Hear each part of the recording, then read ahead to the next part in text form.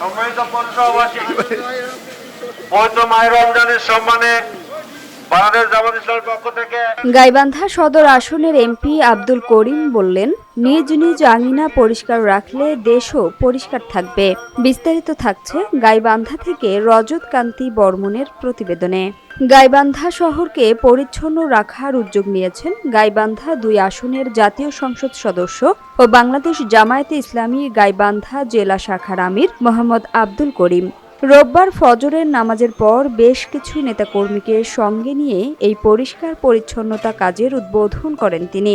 এদিন নিজ হাতে ঝাড়ু তুলে নিয়ে শহরের পুরাতন ব্রিজ এলাকা থেকে পরিষ্কার পরিচ্ছন্নতা অভিযান শুরু করেন এমপি নিজেই। সকালের এ কর্মসূচিতে স্থানীয় জামায়াতে ইসলামী ও ছাত্র শিবিরের বিভিন্ন পর্যায়ের নেতাকর্মীরা অংশ নেন। শহরের গুরুত্বপূর্ণ সড়ক ও আশেপাশের এলাকায় ময়লা আবর্জনা অপসারণের মাধ্যমে পরিচ্ছন্নতার বার্তা পৌঁছে দেন। এ সময় নেতাকর্মীদের সঙ্গে নিয়ে এমপি আব্দুল করিম গণমাধ্যম কর্মীদের বলেন, পরিচ্ছন্নতা কেবল একটি কর্মসূচি নয়, বরং সামাজিক সচেতনতার অংশ। তিনি বলেন, নিজ নিজ আঙিনা পরিষ্কার রাখলে দেশও পরিষ্কার থাকবে।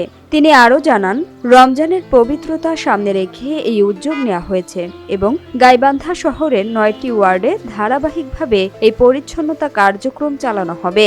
এদিকে নবনির্বাচিত এমপির এমন সরাসরি অংশগ্রহণে ইতিবাচক প্রশংসা করেছেন শহরের বাসিন্দারা।